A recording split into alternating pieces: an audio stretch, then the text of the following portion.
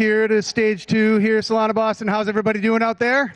Yes, all right, here we go. So we got another really interesting topic. I'm going to welcome to the stage here Jack Sturtevant. All right, he is going to be talking to us about the bleeding edge. I'm talking about ZK and computational excellence. It's going to be crazy. All right, are you ready to go, Jack? Is this mic working? I think it is. Yeah. So yes. All right, take it away, my friend. First, I'd like to thank Phil for perfectly teeing me off, because I think the last words he said were ZK and verifiable compute, which if you look right there, that's what we're going to be talking about. Point with this hand. So I'm Jack Sturtevant, head of special projects at Turbine. Turbine is kind of like an institute for Solana. We have a bunch of classes. We're going to be teaching 12 different classes next year. Head of special projects is just, hey, I'm going to be giving a talk at MIT. I need a title, so I sound like I know what I'm talking about. So now I'm the head of special projects. Oh, that's the wrong button. That's the right button. So what are we going to be talking about today? I'll continue about why I'm talking to you. I'll introduce ZK and VC to y'all, talk about it outside of the internet entirely, and crypto, and then we'll talk about what we care about, which is Solana, how it fits in now, and how it will fit in the future. So, I keep hitting the red button, sorry. Me, multi-time founder. Really what matters is I did a Verifiable compiler's internship at Amazon a time ago that I'm not going to talk about. But now I've been in Solana for nearly 3 years. I've worked on 25 different protocols at this point, I think. Now I work at Turbine. Here I am a professor. I do research. I do hackathon projects. I build the platform that we're going to be releasing very soon for just perpetuating research in Solana. We actually just partnered with Solana Foundation and Anagram to basically try and do institutional research. Hey, MIT, in Solana, because I don't actually know the numbers, but if we just looked at how many MIT professors are studying Solana blockchain tech versus AI, probably pretty atrocious numbers for us. So we need to start doing that ourselves, because traditional education doesn't seem to love crypto. So that's what we're trying to do. I keep literally every time, sorry. So, what are ZK and verifiable compute? So ZK, or zero knowledge proofs, just read it, tools that allow you to do something with properties of data provably. What does that mean? Without exposing it. For example, if you wanted to sign up for a concert or something, but I don't want to tell you all of my information about me. All you really need to know is that I'm over 21 and I'm a United States resident, for example. With ZK, you can prove that I'm a United States resident and I'm over 21 or whatever, but you don't know anything else about me. That keeps me safe, keeps me secure and private. Whereas verifiable compute, it just allows you to send arbitrary computation to another computer and make sure it runs what you expect it to run. A lot of overlap here. The Venn diagrams are nearly circles, but let's ground it with some examples. So outside of the internet completely, back in the 80s, we were actually still using these. Something quite simple. We all know private and public keys. We're actually using like SHA, encryption, et cetera, on credit cards at some point of sales to verify, hey, we're actually running what we should run. We're not going to just steal your money.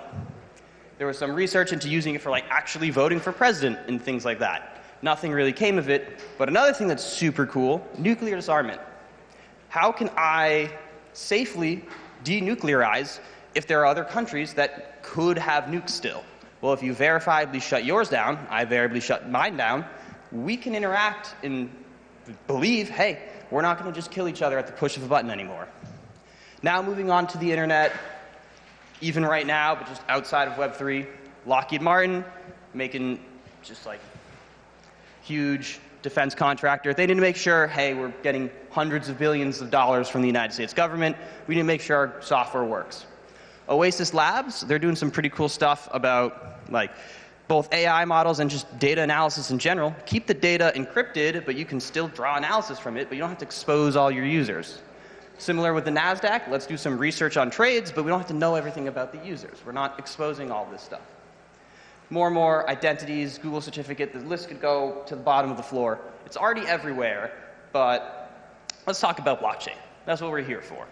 So first, we're going to talk about risk zero. They are more general than just Solana. They do a bunch of stuff. This is like, if you go to their website, these are literally their 6 products, which could all be a company themselves.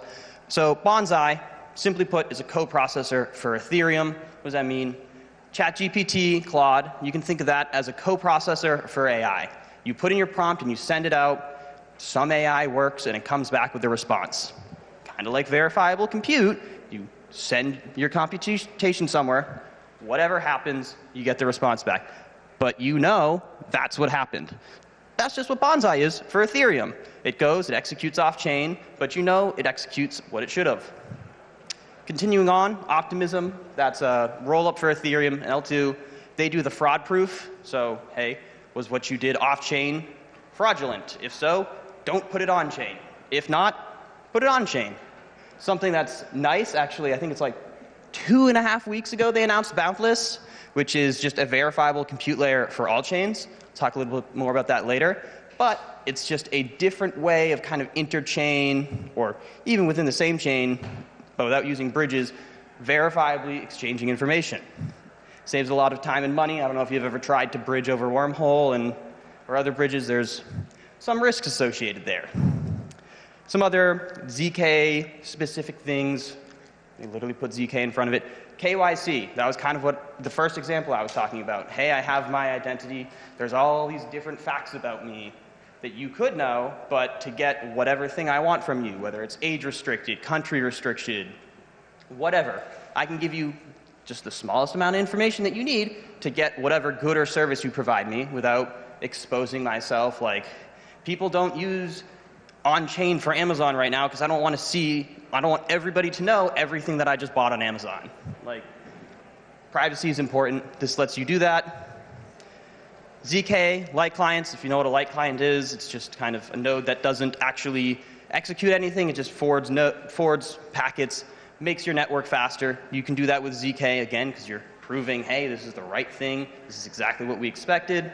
And finally, verifiable inference. So if you have something like protocol we just had before us, Beacon, verifiably run the models that you are said you're going to run.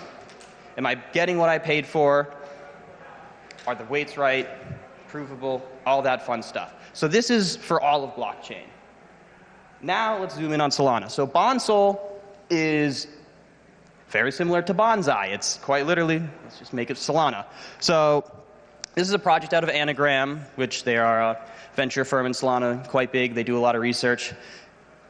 Really, it's just the answer to the question, which we've kind of been talking about, is how do I do this thing on chain with private data, but prove that it's correct? Those are private data, ZK, proof, verifiable compute. Beautiful. Okay, let's jump in. We tried making it just on Bonsai. Didn't work. There were some bugs, so we had to switch it up a little bit. Now it works natively on Solana. You can natively deploy to the blockchain. It settles on the chain. Feels a lot like you're just writing normal Rust code. It's great.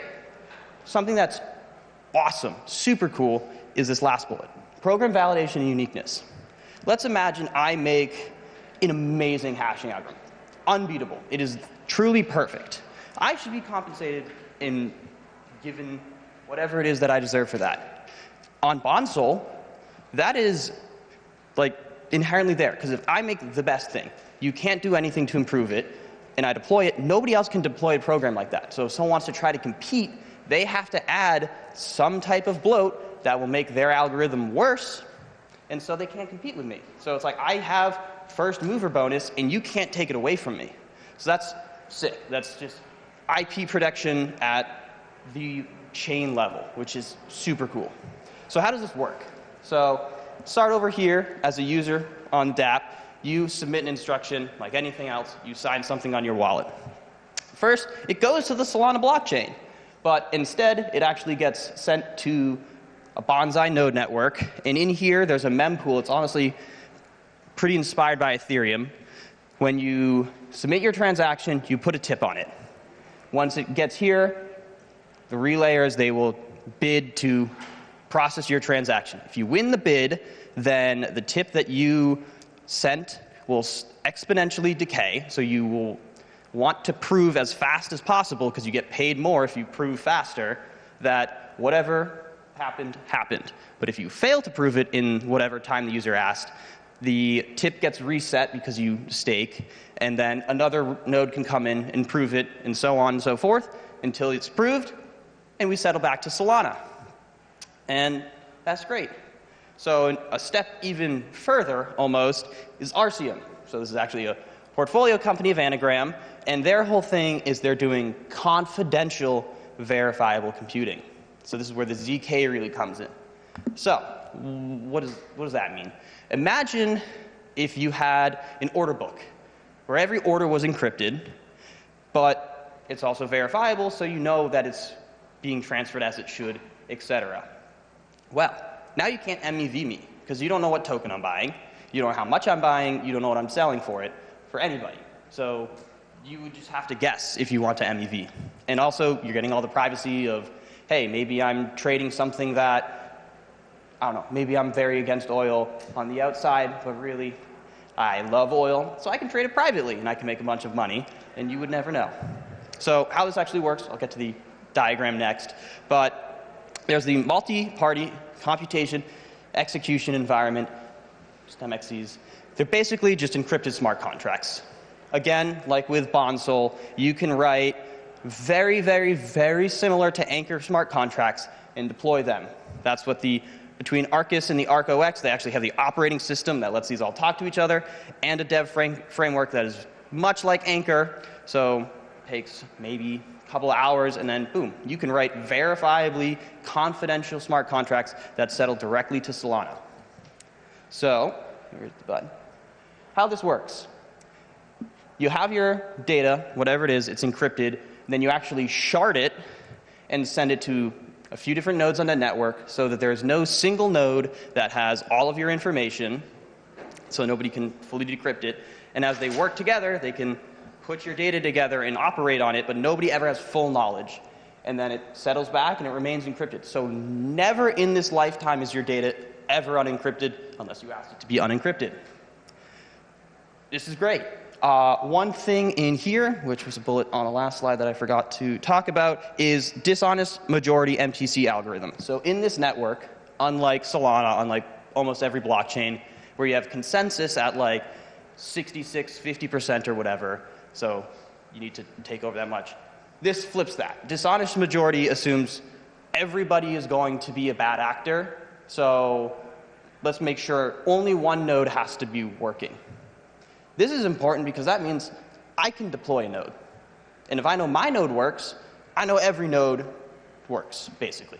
Because if I'm honest, they can't break it. So that's super important, is if you are just a company that's using Arcium, you deploy your node and you know that you're fully VC'd, you're fully ZK'd, you're safe. So finally, how does this work in the future? Again, Beacon Protocol. They can use VC and ZK to make sure, hey, I'm running this model, I'm running it on encrypted data, all this great stuff. Interchain cross-messaging, that's what Boundless can do with Bonsai, or not Bonsai, Boundless, it's its own thing. Whether it's within, like, you can just settle anything onto Ethereum or whatever, but inter-blockchain messaging is, I run something on Boundless, which is way faster, way better, yada yada, than Ethereum, and then I can pick it up on Cosmos, or on Solana, or on Near, or whatever chain. And now all of these chains, instead of me having to learn how to bridge to Solana, how to bridge to Near, and everything, I only have to learn how to put something on Boundless. And then anybody else can pick up that data and continue to work with it. So I only need to learn how to produce and consume on Boundless. Sharing private healthcare data. If you've lived in America and have gone to a doctor, you've probably experienced how horrible it is for them to just operate on data. HIPAA, yes, it protects us, but I've worked in the healthcare industry before. It makes it really annoying. Again, I think this, and no, that wasn't the Boundless talk. People are actually talking about this, but having AI agents that act on your behalf. You can feel more comfortable because you're like, hey, this is what I expected to happen. It's doing, I can see, hey, you ran this model with these inputs and did all of this, and it worked how I expected. And if it didn't, you can be like, hey, you're violating whatever.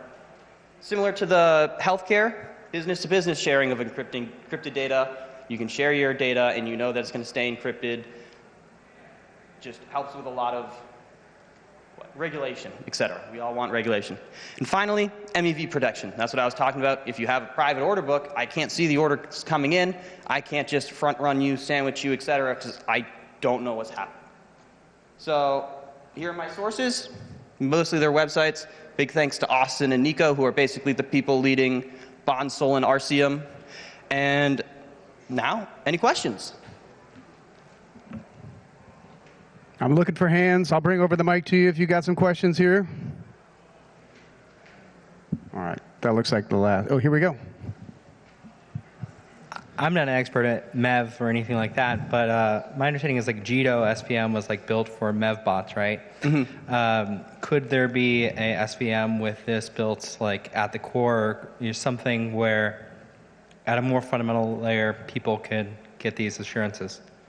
Yeah, so one thing about RCM that's super nice is that it can give you those assurances, and it's deployed directly on Solana. So it's already on. It's not even an L2. It's actually on the base. Or no, it is an L2, but its only execution is off the chain. Sorry, but everything still settles on chain. So let me think about that. I'm also not a crypto math nerd. Know all that stuff. I just get to talk to people that are really smart and regurgitate what they say, but. I just imagine like the MEVs like taking a ton of money from the ecosystem generally, and like good for them, right? But somebody should be able to utilize this technology, from what I'm understanding from your presentation, to circumvent that, right? Yeah, so you can definitely do that, because like the whole idea is like if I'm an MAV bot, I need to see an arbitrage opportunity to execute on it. If I can't see that opportunity because it's all obfuscated, if you build, I don't know if serum's a bad word at this point, but for example, if you built a serum that's fully encrypted and on chain, there's nothing you can read from to find that arbitrage opportunity. So yes is the answer. And if you build a chain, which I feel like someone will at some point at the base level that has everything ZK and VC, then 100% you can be fully guaranteed. Thank you.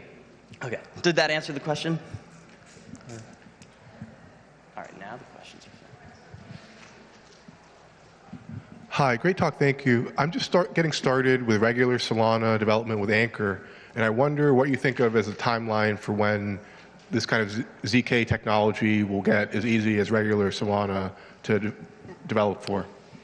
I would say, honestly, pretty soon. I've played with the RCM dev kit before. It does feel pretty close in flavor to Solana, like just native Solana development, and like it is just like account state model, all the same concepts, everything. It's just like, oh, I need to slightly call this differently, or I need to make sure I include these other accounts. But it's all there. It's at least deployed on testnet. They might be already on mainnet. So it's, I would say, end of year, early Q1 2025 for RCM. Bondsol is already on mainnet. I'm 90% sure. But you can already play with it on testnet now, for sure, for both. All right, Jack, thank you very much. We are out of time for Jack, so I want to say thank you very much, and thank you for introducing us to all this stuff here.